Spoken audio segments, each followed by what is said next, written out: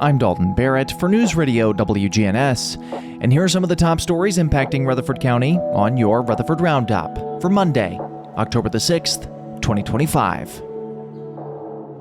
The Murfreesboro City Council has approved the Keystone project, a transformative redevelopment plan aimed at reshaping downtown Murfreesboro. In a 4-2 vote Thursday night, council members shifted the project's focus from office space to residential, retail, and dining, dividing the area into 3 sections. Section 1 will house 239 multifamily units. Section 2 includes 100 condominiums and roughly 3,000 square feet of retail, and Section 3 features a 115-room hotel with more than 7,100 square feet of retail space. Most existing structures are vacant, aside from 2 city offices and WGNS Radio on South Church Street. While the city can vacate its offices at will, WGNS must be relocated to a building of equal size before any demolition begins, a requirement that halts initial construction until relocation is complete.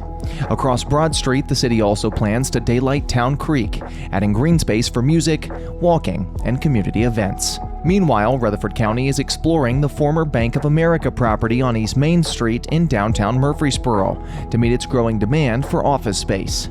County Mayor Joe Carr confirmed that a study is underway to assess its suitability for agencies like the Election Commission and county codes. Carr also envisions repurposing the historic Goldstein building on the public square as an extension of the county museum, honoring Murfreesboro's commercial and immigrant past. The building, which is tied to Lithuanian immigrant William Goldstein, could house community-donated heirlooms and archives. A decision on the Bank of America site is expected by the year's end. A rise in electric scooter thefts is creating concern across Murfreesboro, particularly on the campus of Middle Tennessee State University. MTSU Police Chief Ed Kaup confirmed that 10 scooters were reported stolen in September alone, with thefts occurring throughout the day. Many of the stolen scooters were either left unsecured or locked with breakable devices, prompting police to urge students and residents to use heavy-duty locks and secure scooters to bicycle racks. Authorities also recommend documenting scooters with photos, serial numbers, and unique identifiers like decals. Some newer models include remote locking features via mobile apps, providing an extra layer of protection. MTSU emphasizes that scooters must be parked at bike racks, not inside buildings or blocking walkways, and may not be charged using university outlets. In a separate act of compassion, a Murfreesboro police officer is being recognized for going above and beyond the call of duty. Officer Samuel Lopez responded to a loose animal call on September 30th and discovered an injured dog lying alone roadside. Instead of simply calling animal control, Lopez stayed with the dog for nearly 2 hours, spoon-feeding it his own lunch and offering water from his thermal bottle. His deep compassion stems from his and his wife's inability to have children, fostering a bond with dogs that he considers family.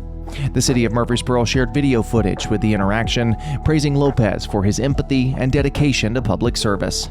PAWS has since arranged veterinary care for the dog and is working to locate its owner. Lopez's actions serve as a reminder of the humanity that defines true public service in Rutherford County. Murfreesboro's landscape continues to evolve, with new development projects and community events shaping the city's future. During a recent WGNS Action Line broadcast, Mayor Shane McFarland revealed that the city has been acquiring parcels of land along Northwest Broad Street near Cannonsburg Village and Lytle Creek. The area, stretching from Front Street northward to where Lytle Creek passes under Broad, is expected to play a key role in supporting the growing needs of Cannonsburg Village and the nearby Greenway Trailhead. One major tenant, the yard sale store, is in the process of relocating, leaving Captain D's as the only remaining business on the property.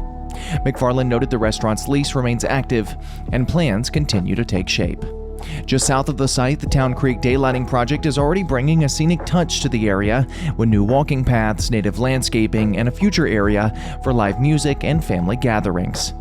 Meanwhile, the Murfreesboro Municipal Airport is preparing for its 4th annual Steam Fest as part of the Discovery Center's Tennessee Steam Festival.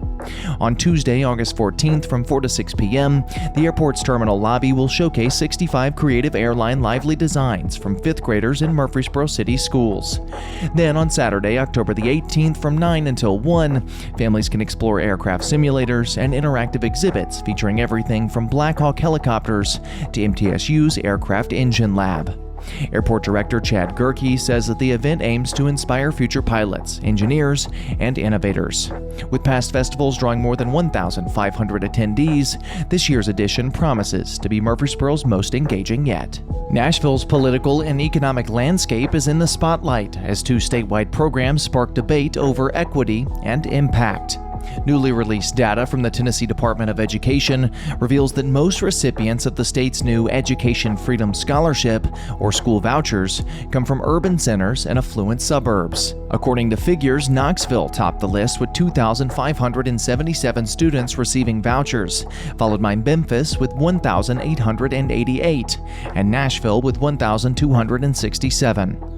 The data also shows that wealthier communities such as Franklin, Brentwood, and Belle Meade receive significantly more vouchers than rural areas like Lawrenceburg and Smithville. Governor Bill Lee defended the program, explaining that half of the 20,000 scholarships were awarded to income-limited families earning under $173,000 a year, while the other half had no income restriction. Lee pointed to the 42,000 applications submitted as evidence of high demand. Meanwhile, another major policy shift could affect thousands of Tennesseans. Residents receiving Supplemental Nutrition Assistance Program, or SNAP benefits, have until October 31st to meet newly expanded federal work requirements.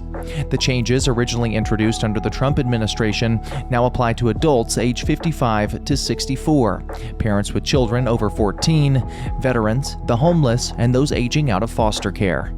Critics, including Signe Anderson from the Tennessee Justice Center, warn that up to 50,000 residents could lose benefits, potentially increasing food insecurity statewide. Advocates are urging swift action to educate affected families before the November 1st compliance deadline. That's all for now. For updates on these and many more local news stories, be sure to check out our website, wgnsradio.com, or follow us on social media at News Radio WGNS on Facebook and X. If you're enjoying the show, be sure to leave a rating or a review on Spotify and iTunes, or a comment on YouTube. I'm Dalton Barrett for News Radio WGNS, part of your Good Neighbor Network, and I'll talk to you later.